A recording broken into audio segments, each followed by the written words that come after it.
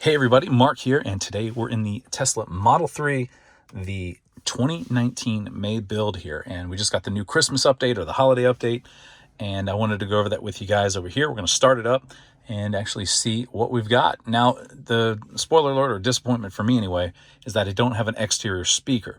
So we're going to have to see if there's any menu option for that, if there is, if there isn't, but we do not have a speaker installed. So let's get this started up. We got all of our indicator lights over here on the left-hand side. Here comes the release notes and the improvements right here. I'm going to show you guys where you have to find this now, because up top there's no more T logo up there. You can't get jumping right into that, so we got to find it a different way, and we'll show you. So it looks like the release notes are indicating that there's a Battle of Polytopa. I probably won't play that. Maybe my daughter will. I'm not sure. Car Quest. I do like the way this is kind of laid out, though. That's really nice. We have Solitaire. Now that I might play when I'm bored out of my mind at a Supercharger, but nonetheless, we've got it. The driving visualizations and improvements. Now, this is something that's kind of disappointed for me. I liked what we had before. It looks like already that this side of the screen is bigger and the map is smaller. Where I liked it before, where the map was larger, because it's our navigation, and hopefully in here we're going to see some different changes eventually, where navigating will be kind of like a real-time arrow to get in the next lane and so on and so forth on your upcoming lane changes. A little bit better than what it is now. So what Tesla did here is they've actually put in the notes that said they've refreshed it and offer a larger visualization to allow drivers to view more details of the road surroundings. The next turn will now appear above the visualization if the navigation turn list is covered by another app. That's pretty cool. I think that's going to be pretty good there. We're going to take a drive and see how it looks. Then we got the scheduled departure improvements. I don't know what this is going to do, but everything seemed to be well. But I guess the preconditioning of your battery and cabin, even when your car is unplugged. Now that's something that's going on right now. We've got a lot of the people looking at the apps that show the battery warning in the groups, and they're asking, what is this? What's going on here? So that's what that little thing is. It's preconditioning that battery to get started when you're ready to go. That way regen is good and all that other stuff is working at its optimal rate there. Let's see. So you can actually set the time when you have off-peak. Thankfully in Florida we get 11 cents a kilowatt hour fixed. To access, you schedule it there, you do that. Supercharger Improvements. Let's see here. It says Supercharger pins on your touchscreen will now display the number of available stalls at charging sites. Quickly search for nearby amenities by tapping the amenity icon on the pop-up display. Well, if you use this around in your neighborhood, in your area here, you obviously know what's around there. But when you're on a road trip or traveling, that's pretty cool, because I'm always kind of pinching in and zooming on the map and seeing what's there. But unfortunately, I don't get that opportunity to look at that as ease, but now we will. So vehicle information, there's a tab for that. There it is. The Tesla T has been removed from the top status bar. Tap controls and software for the same information. It seems like they've got this all. We don't even need to explain a video. You just have to get in your car and read it. But I do like the way the tabs are working in a lot of these here, because what's really cool about it is now you can see, even going back into some of the other stuff, they've kind of isolated each one of the different features that are added in there to show you like a tab or a cluster of them. So that's really nice. You can go back and check it out.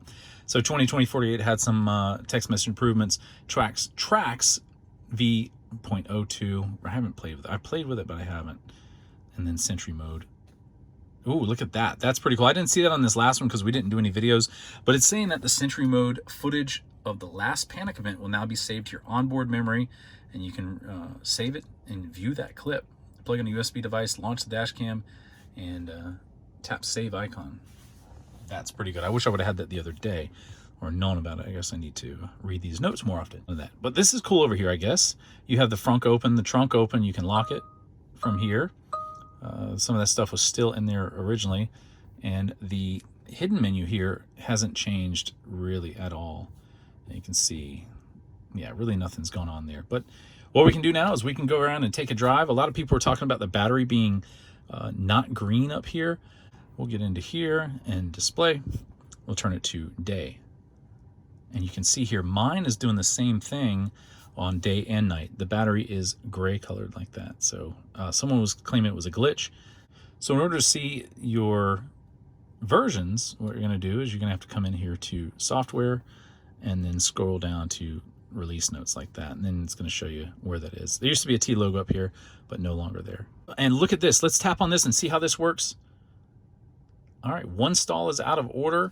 We have 6 available still, and it's saying amenities here. Let's see, that is pretty cool. Okay, I see where it is now. So what you do is, in order to see it, you're gonna tap this, and you can tap on one of those little icons right there, and it's gonna put a list of everything that's around in that area right there. And that's it. I mean, there's Copperline Cafe, that's a good place, Olive Garden, Gabby's, McDonald's, Wendy's, and Whole Foods. Now, one of the things that I kept tweeting and trying to ask for support on this is the rear vent of the car when you're like your kids or your rear passenger in there, it's always over here. So in order for that to turn on, it's on the very far right hand side. A lot of people, when they watch the videos and I talk about this, they're like, oh my God, I never knew it was there. I wish this was slid literally over here into this instrument cluster or even up here. But all the way over here is just kind of not really useful in the grand scheme of things when you're looking at your air conditioner. All right, if you guys are ready, we're going to take a quick drive, and I just want to see what is going on in the visualizations. All right, so here we go. Once we put this car in drive, the animation is pretty neat here. It jumps right to a nice spin around. Let's look at it. Look at that. There we go. It looks like the frame rate has changed a little bit on those the vehicles that are on there. So we need to get out to a road out here with some traffic and see what exactly is on there. The wheels are now turning on this car. So let me turn that around. You guys can see the wheels are on there. You can see that.